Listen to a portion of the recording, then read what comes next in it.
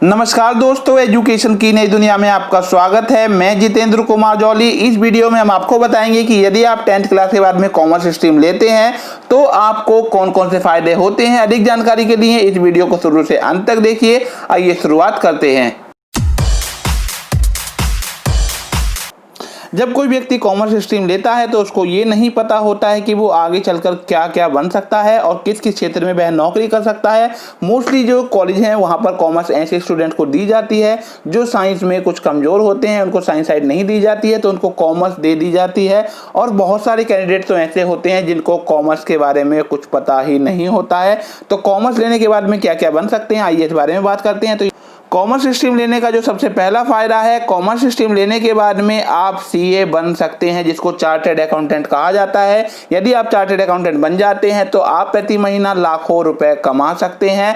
यहाँ पर chartered accountant बनना थोड़ा कठिन होता है, परंतु यदि आप मेहनत करेंगे तो आप चार्टर्ड अकाउंटेंट बन सकते हैं। दूसरा जो विकल्प यहाँ पर होता है उसका नाम है कंपनी सेक्रेटरी। जितनी भी बड़ी बड़ी कंपनियां हैं उनको अपने यहाँ पर एक कंपनी सेक्रेटरी अवश्य रखना होता है। तो यह भी जॉब जो है ये कॉमर्स वालों के लिए अच्छी रहती है। आप कंपनी सेक्रेटरी का कोर्स कर सकते हैं। इसके अलावा यदि आप चाहें तो कॉस्ट एंड मैनेजमेंट अकाउंटेंट का काम कर सकते हैं। जितनी भी बड़ी बड़ी कंपनियां होती हैं वहां पर कॉस्ट और मैनेजमेंट अकाउंटेंट का काम होता है। कॉस्ट अकाउंटेंट का काम होता है किसी भी प्रोडक्ट की कॉस्ट डिटरमाइन करना, निश्चित करना, उस पर कितने रुपए का हमें प्रॉफिट लेना है ये निश्चित करना, कितना माल हमें खरीदना चाहिए, कितना हमारे पास स्टॉक में होना चाहिए और कितनी मात्रा में हमें माल खरीदना चाहिए, ये बात हमें कॉस्ट अकाउंटेंट बताता है। साथ ही साथ मैनेजमेंट अकाउंटेंट का काम क्या होता है, जो फाइनेंशियल अकाउंटिंग से हमें डाटा प्राप्त होता है उसका एनालिसिस करना और उसके आधार पर भविष्य की योजनाएं बनाना मैनेजमेंट अकाउंटेंट का काम होता है।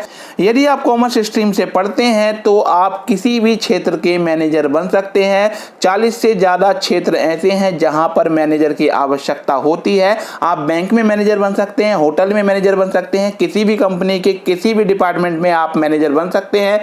तो यहाँ पर बहुत सारे प्रकार के मैनेजर होते हैं और सभी को बनने के लिए यहाँ पर कॉमर्स जो विषय है वो बहुत ही अच्छा माना जाता है, क्योंकि कॉमर्स में मैनेजमेंट बहुत अच्छी तरीके से सिखाया जाता है। अगला जो ऑप्शन कॉमर्स वालों के लिए खुलता है उसका नाम है बैंक ऑफिसर। यदि आप बैंक लाइन में जाना चाहते हैं तो बैंक में यदि आप क्लर्क बनना चाहते हैं या पीओ बनना चाहते हैं या मैनेजर बनना चाहते हैं, सभी के लिए यहाँ पर कॉमर्स लाइन बहुत अच्छी मानी जाती है। वैसे तो आप साइंस या आर्ट स्ट्रीम सिलेक्शन करने के बाद भी बैंक लाइन में जा सकते हैं, परंतु ऐसे अभ्यर्थी जो साइंस या आर्ट स्ट्रीम लेने के बाद में बैंकिंग सेक्टर में जाते हैं उनको काफ़ी समस्या होती है और इंटरव्यू आदि क्रैक करने में उनको बहुत प्रॉब्लम आती है। यदि आप कॉमर्स लेते हैं तो आप टैक्स ऑडिटर बन सकते हैं और किसी भी कंपनी या व्यक्ति का टैक्स का ऑडिट कर सकते हैं। इसके अलावा यदि आप कॉमर्स स्ट्रीम से पढ़ते हैं तो आप टैक्स कंसल्टेंट भी बन सकते हैं। भारत का जो आयकर विधान है उसमें बहुत सारे नियम कायदे कानून ऐसे होते हैं जिसके बारे में लोगों को नहीं पता होता है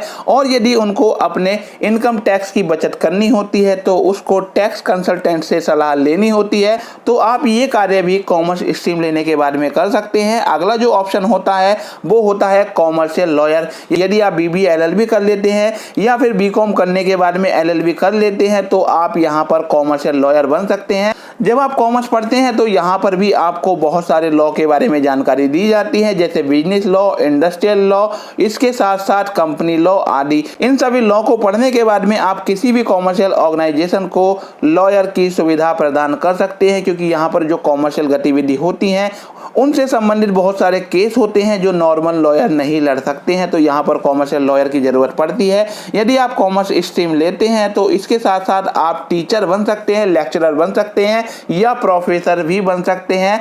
टीचर, लेक्चरर या प्रोफेसर कोई भी बन सकता है। साइंस स्ट्रीम वाला भी बन सकता है, आर्ट स्ट्रीम वाला भी बन सकता है और कॉमर्स वाला भी बन सकता है। कक्षा 5 तक का टीचर बनने के लिए यहाँ पर कोई पाबंदी नहीं होती है। किसी भी व्यक्ति ने साइंस, आर्ट या कॉमर्स कोई भी स्ट्रीम ली हो वह कक्षा 5 तक का टीचर बन सकता है। उसके अलावा ऊपर की कक्षाओं में विषयवार सब्जेक्ट होते हैं, तो वहां पर यदि आप कॉमर्स लेते हैं तो कॉमर्स विषय के आप लेक्चरर या प्रोफेसर बन सकते हैं।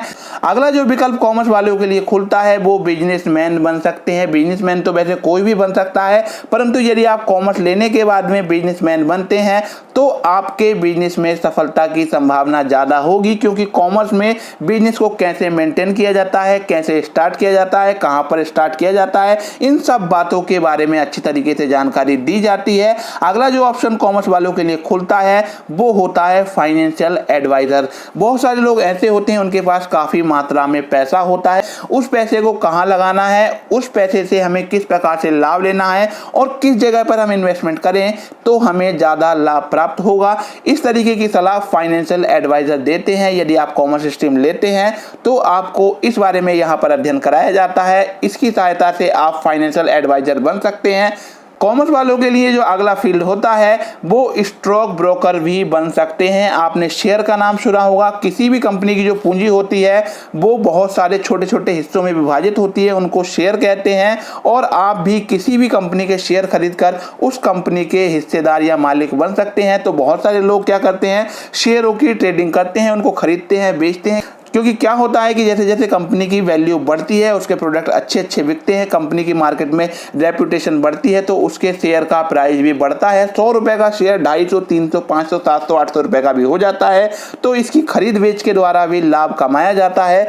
तो यदि आप कॉमर्स स्ट्रीम लेते हैं तो आप स्टॉक ब्रोकर का भी काम कर सकते हैं। यहाँ पर आपको कॉमर्स लेने पर इस विषय में अच्छी खासी जानकारी प्राप्त हो जाती है। अगला जो एरिया यहाँ पर कॉमर्स वालों के लिए खुलता है वो होता है इकोनॉमिस्ट, यानी अर्थशास्त्री बनना। जो कॉमर्स स्ट्रीम के लोग हैं वे यहाँ पर अध्ययन करने के बाद में अर्थशास्त्री बन सकते हैं। अगला जो क्षेत्र होता है वो होता है इंडस्ट्रियलिस्ट। इंडस्ट्रियलिस्ट का मतलब होता है उद्योगपति। यदि आप अपना कोई उद्योग लगाना चाहते हैं तो उस उद्योग को कहाँ लगाना चाहिए, हमें लेबर को किस प्रकार से लगाना चाहिए, लेबर लॉ क्या है, इससे संबंधित बहुत सारी बातें आपको कॉमर्स में पढ़ाई जाती हैं। यदि आप कॉमर्स स्ट्रीम से पढ़ते हैं तो आप यहाँ पर इंडस्ट्रियलिस्ट अर्थात उद्योगपति भी बन सकते हैं। अगला जो फील्ड कॉमर्स वालों के लिए खुलता है उसका नाम है चीफ एग्जीक्यूटिव ऑफिसर। प्रत्येक कंपनी में एक सीईओ अर्थात चीफ एग्जीक्यूटिव ऑफिसर होता है। तो यदि आप कॉमर्स लेते हैं और अच्छे से मेहनत करते हैं, एमबीए आदि कोर्स करते हैं तो आप यहाँ पर सीईओ भी बन सकते हैं। कॉमर्स वालों के लिए जो अगला फील्ड खुलता है वो है ई कॉमर्स। ई कॉमर्स आप जानते ही होंगे, आपने बहुत सारी वेबसाइट ऐसी देखी होंगी जहां पर आप ऑनलाइन सामान खरीद सकते हैं, जैसे अमेजॉन, फ्लिपकार्ट आदि। तो ये सब ई कॉमर्स वेबसाइट है। आप यदि इस प्रकार की वेबसाइट स्टार्ट करना चाहते हैं या फिर इस प्रकार के बिजनेस में एंगेज होना चाहते हैं तो आप यहाँ पर कॉमर्स ले सकते हैं। कॉमर्स स्ट्रीम वालों के लिए जो अगला फील्ड खुलता है वो है चीफ इकोनॉमिक ऑफिसर। ये एक गवर्नमेंट पोस्ट होती है और काफी अच्छी पोस्ट होती है, रेपुटेटेड पोस्ट होती है। तो यदि आप कॉमर्स लेते हैं तो आप इस पोस्ट पर भी जा सकते हैं। अगला जो ऑप्शन कॉमर्स वालों के लिए खुलता है वो है स्टैटिस्टिकल ऑफिसर अर्थात सांख्यिकी अधिकारी। कॉमर्स में सांख्यिकी भी पढ़ाई जाती है और भी बहुत सारे सब्जेक्ट यहाँ पर पढ़ाए जाते हैं। तो कॉमर्स लेने के बाद में आप स्टैटिस्टिकल ऑफिसर भी बन सकते हैं। अगला फील्ड जो कॉमर्स वालों के लिए खुलता है उसका नाम है मास कम्युनिकेशन। मास कम्युनिकेशन अर्थात जनसंचार। आप कॉमर्स लेने के बाद में मास कम्युनिकेशन के क्षेत्र में भी जा सकते हैं। अगला जो क्षेत्र कॉमर्स वालों के लिए है वो है मार्केटिंग और इंश्योरेंस का। तो देखिए, मार्केटिंग और इंश्योरेंस दोनों ही कॉमर्स के पार्ट हैं। मार्केटिंग में यह सिखाया जाता है कि हमें किस प्रोडक्ट को बनाना है और किसको किस प्रकार से बेचना है। तो आपको ये सब बातें यहाँ पर कॉमर्स में पढ़ाई जाती हैं। दूसरा होता है इंश्योरेंस। यदि आप कॉमर्स लेते हैं तो आप मार्केटिंग और इंश्योरेंस के क्षेत्र में जा सकते हैं। ये थे कॉमर्स स्ट्रीम लेने के कुछ फायदे। यदि आप ये जानना चाहते हैं कि आपके लिए कौन सी स्ट्रीम सबसे अच्छी रहेगी और किस स्ट्रीम का सिलेक्शन करते समय आपको किन किन बातों का ध्यान रखना चाहिए, इस बारे में एक वीडियो में पहले ही बना चुका हूं। उसका लिंक आपको एंड स्क्रीन पे और आई बटन में दे दूंगा, आप उस वीडियो को देख सकते हैं।